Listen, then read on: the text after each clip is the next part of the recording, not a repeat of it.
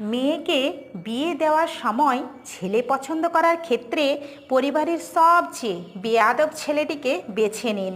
মেয়ে সুখী হবে। শ্বশুরবাড়ির লোকেরা যতই বদি হোক না কেন, দেখবেন ছেলের বেয়াদবির ভয়ে বউকে সবাই সম্মান করে চলবে, হিসেবে কথাবার্তাও বলবে।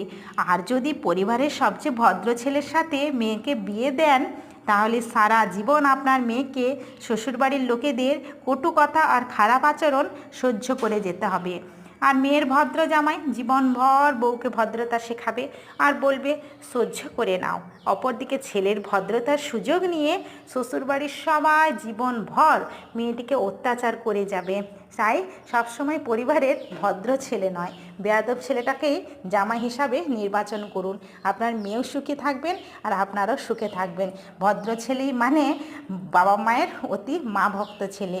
তাই দেখে শুনে জামাই করবেন আর সবাই মেয়েদেরকে একটা পরিপূর্ণ জীবন দিবেন।